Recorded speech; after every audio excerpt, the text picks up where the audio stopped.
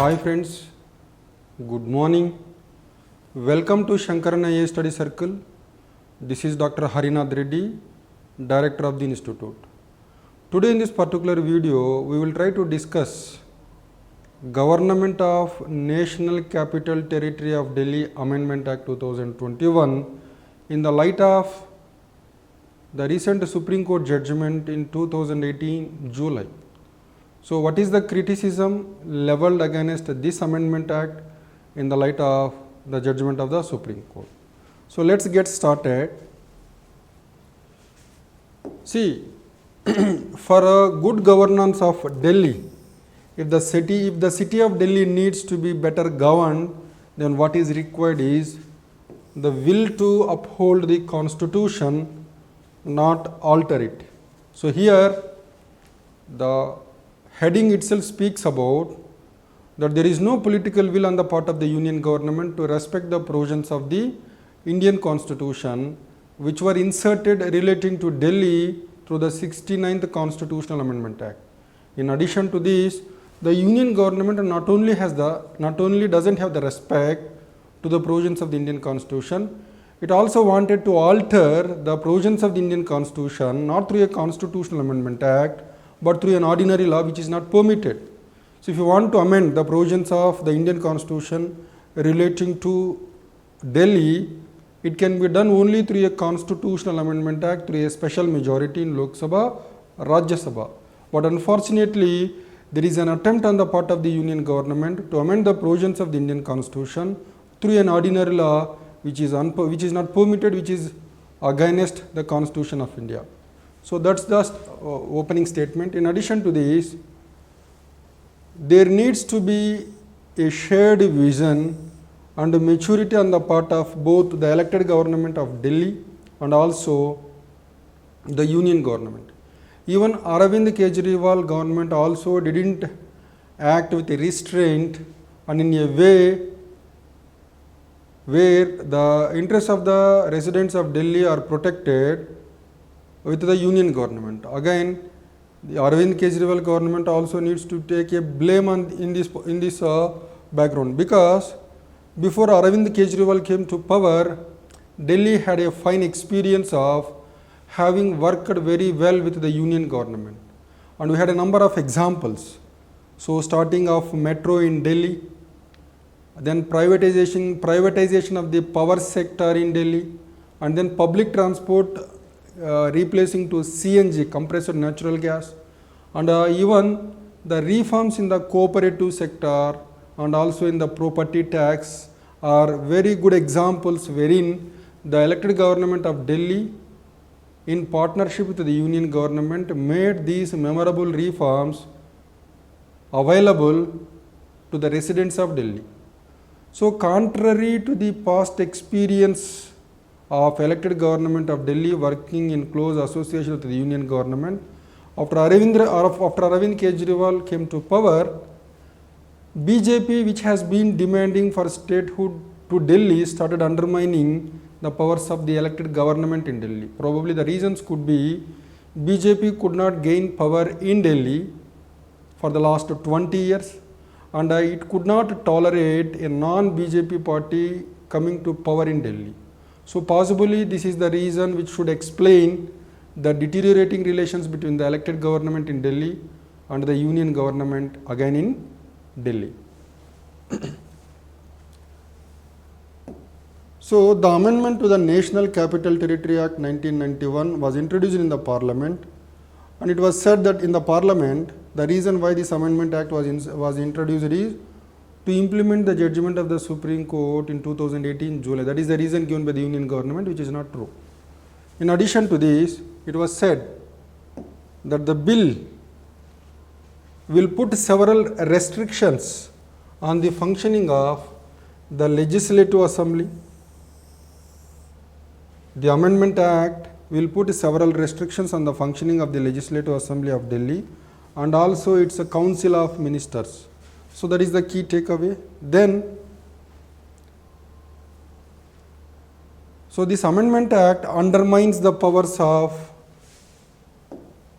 Delhi's elected government. It undermines the powers of Delhi's elected government. and virtually undermines the judgment of the Supreme Court.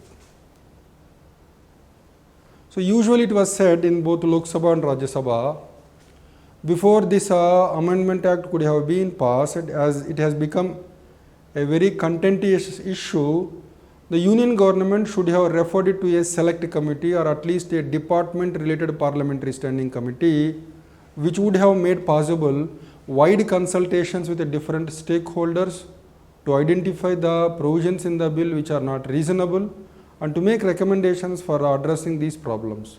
But this is not done by the BJP government. It did not refer the amendment bill to a select committee of the House or even to a department related parliamentary standing committee. So the BJP government doesn't want parliamentary scrutiny on this bill, and it doesn't want to change the provisions of the bill which are otherwise against the judgment of the Supreme Court or even against the provisions of the Indian Constitution. Then the 69th Constitutional Amendment Act envisioned a representative form of government for the NCT of Delhi. So the 69th Constitutional Amendment Act has inserted Article 239 capital A which provided for an elected legislative assembly and also the Council of Ministers headed by Chief Minister. This is nothing but providing a representative democracy to the Union Territory of Delhi. So the constitutional amendment also provided for Delhi's legislative assembly to have the power, as I told earlier, we have discussed earlier, the legislative assembly of the Union Territory of Delhi has the power to make laws on all the subjects in the state list excepting public order, police and land. And it can also make laws with respect to all the items in the concurrent list. So the three subjects on which the Delhi's legislative assembly cannot make laws, that is public order, police and land, with respect to these three subjects, the union government has got the ultimate power, the sweeping power, acting through the lieutenant governor. And in the judgment of 2018, the Supreme Court said, this is very important, you must see properly, lieutenant governor has not been entrusted with any independent decision making. So under the provisions of the Indian Constitution under Article 239 AA, the lieutenant governor, who is the administrator of the Union Territory of Delhi, doesn't have any independent decision making. Either he has to act on the aid and advice of the Council of Ministers headed by Chief Minister in Delhi, or he has to act according to the instructions given by the President of India. But otherwise, he cannot act independently. That's what the Supreme Court said. In addition to this, the Supreme Court also said the principle of collaborative federalism, and a constitutional balance. These are the key words which were used by the Supreme Court in the judgment.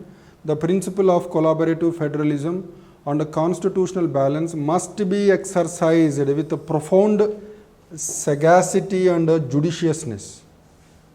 So these are the principles which should guide the relationship between the elected government in Delhi and the lieutenant governor representing the union government. And as I told just now in the beginning of this lecture, in the past 20 years, the center, its representative, that is the lieutenant governor and Delhi government, seem to have developed a working relationship. That is, before Arvind Kejriwal came to power, almost in 20 years, the center, lieutenant governor, Delhi government seem to have developed a working relationship. How do you say so? So because this is very clearly evident in the privatization of the power sector very successfully, that is Delhi Vidyut Board, in addition to this flagging of Delhi Metro. Then this Delhi Metro is the partnership between the central government and the Delhi government. In addition to this, the conversion of the largest fleet of public transport in the world, is converted to CNG, all of which happened in 2002. So these are very good examples of cooperation between the elected government in Delhi and the union government then. So this should have been the case even in the recent past, but unfortunately on the part of Arvind Kejriwal as well as on the part of the union government in power in Delhi, they have failed to act in a more responsible way. In addition to this, the Delhi Cooperative Societies Act, I told cooperative societies is one area where there were memorable reforms. In addition to these property tax collection reforms, all these were done by the elected government of Delhi in partnership and in support with the union government, so which are good examples for cooperative federalism and collaborative federalism. Even several path-breaking bills had been passed by the Delhi government on the floor of the Delhi Assembly. For example, Delhi Prohibition of Smoking Act, Delhi Prohibition of Smoking Act, and the Non-Smokers Health Protection Act of 1996 are other examples. In addition to this, on the part of the Delhi Kejriwal government, the Supreme Court has found fault with Arvind Kejriwal in the following way. So, an attack on the Chief Secretary, compelling or forcing to accept Jan Lokpal bill without looking for any amendments or suggestions to improve the bill, and a demand for statehood for Delhi without keeping in mind the strategic importance of Delhi being a national capital territory, are all examples wherein even the elected government in Delhi after Arvind Kejriwal came to power seems to be not very reasonable. Then in addition to this, just because Kejriwal government has a huge mandate, it doesn't imply that it has power to do anything, which is not true. And then the amendment which was done recently, it contradicts the inherent right of the legislature to frame rules for the conduct of its own proceedings. So, the Amendment Act of 2021 said that the Legislative Assembly cannot frame rules with respect to the day-to-day administration. It also requires the government, this we have discussed in detail. So, before the government takes up implementation of any policy or program, prior approval of the Lieutenant Governor must be secured, which is not possible every time when there is an emergency or purpose of immediate action. So, if the Lieutenant Governor doesn't cooperate with the elected government, it leads to deadlock, and the residents of the Delhi will get affected because of the deadlock between the elected government of Delhi and the Lieutenant Governor, which is not in the good interest of this country and the residents of Delhi. That's what the bill intends to do.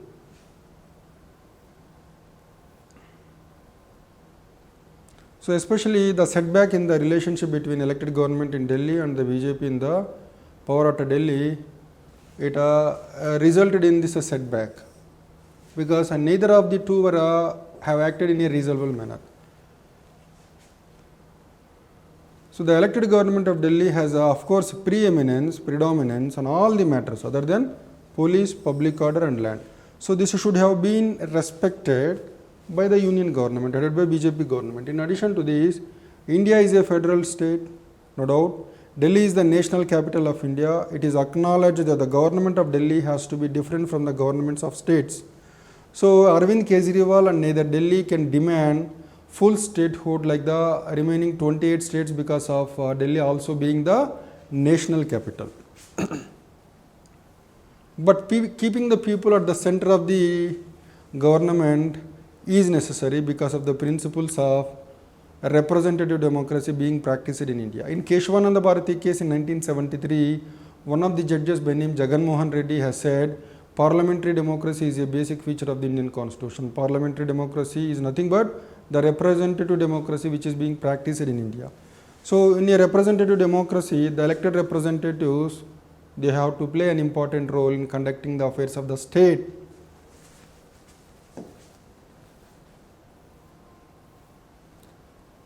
So, Delhi should continue to be a union territory. The Supreme Court in its judgment also said Delhi is a union territory and not a state. It should continue to be a union territory. Of course, it is provided with a legislative assembly and a council of ministers responsible to such assembly with appropriate powers to deal with matters of concern to the common man. So, the elected government in Delhi must focus on those matters which are of relevance to the common man, and on those matters which are of strategic importance to Delhi because there are a number of vital institutions which are located in Delhi, like the Supreme Court, the Parliament, the foreign embassies. So, from the security point of view of these all vital institutions, the power, that is police and the public order, should be in the control of the union government, which is genuinely required. So, but the elected government in Delhi must focus on those matters which are of importance to the concerns of the common man. That is what the amendment said, the amendment of 69th Constitutional Amendment Act. The BJP government in Delhi could not tolerate a non-BJP government in Delhi. This is the problem. The meaning of aid and advice employed in Article 239 AA Clause 4 has to be construed to mean that the Lieutenant Governor of NCT Delhi is bound by the aid and advice of the Council of Ministers. The Supreme Court, in the judgment in July 2018, in Government of NCT Delhi versus Union of India case, the Supreme Court said representative democracy is a basic feature of the Indian Constitution. So, keeping this in mind, the Supreme Court said that Lieutenant Governor is bound by the aid and advice of the Council of Ministers headed by Chief Minister. So, the Lieutenant Governor must not refer every matter to the President of India.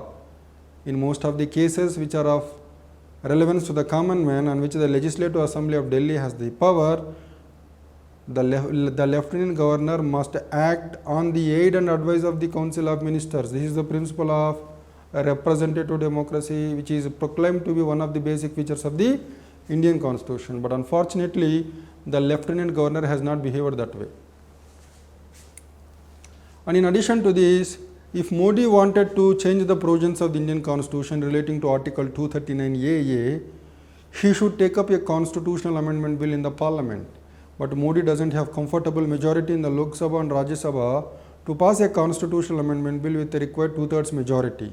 So, he took the easy route of amending the ordinary law made by the Indian Parliament in 1991. So, this is what he did on his part.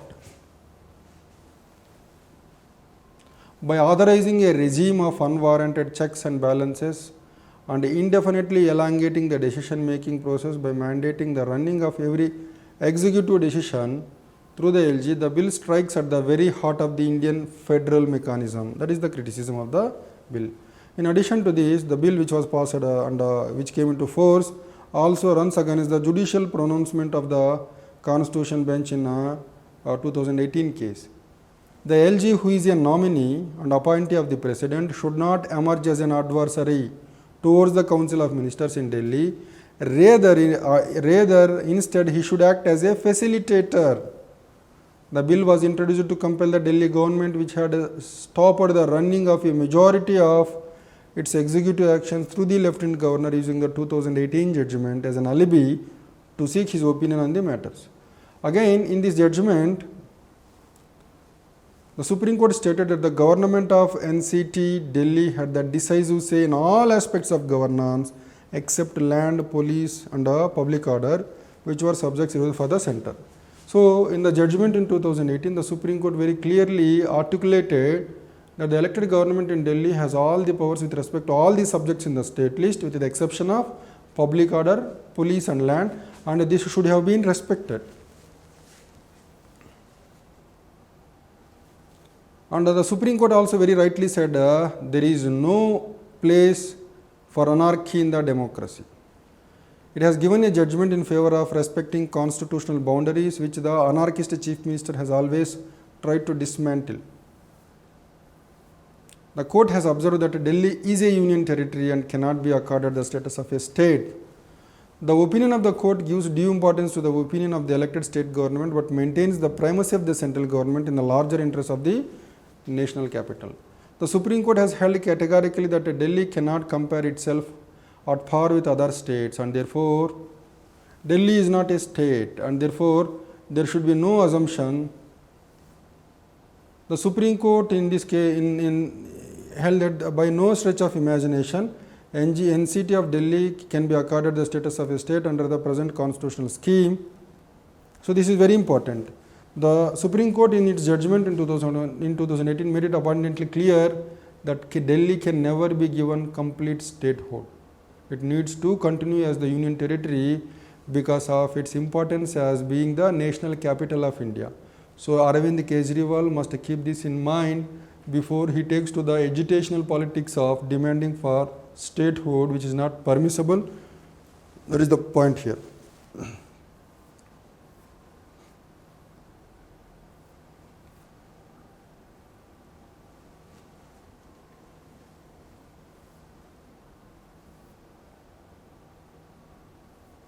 So most of these things they are part of the bill, which we have discussed in a separate video.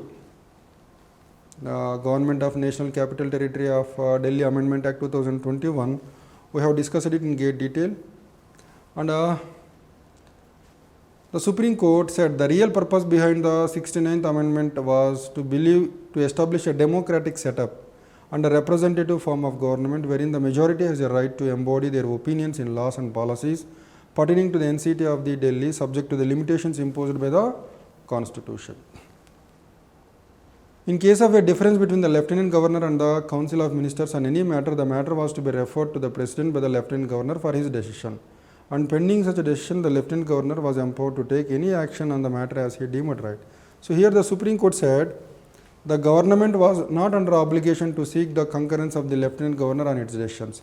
Here there were two important observations on the part of the Supreme Court. The Supreme Court said in case of disagreement between the Council of Ministers and the Lieutenant Governor, every matter need not be referred to the President. In addition to this, the decisions taken by the elected government before they are implemented, it is not necessary to obtain the approval of the Lieutenant Governor. If it is enough if he is informed of the decisions taken by the elected government. These two things were abundantly made clear by the Supreme Court in its judgment in July 2018.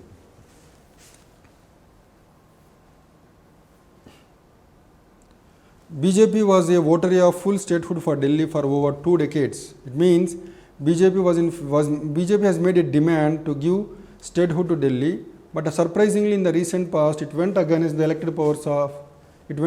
powers of the government of Delhi, the elected government of Delhi.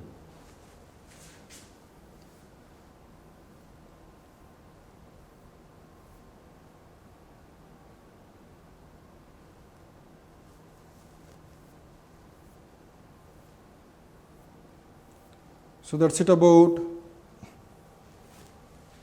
the Government of National Capital Territory of Delhi Amendment Act 2021 on the judgment of the Supreme Court in July 2018. Thank you.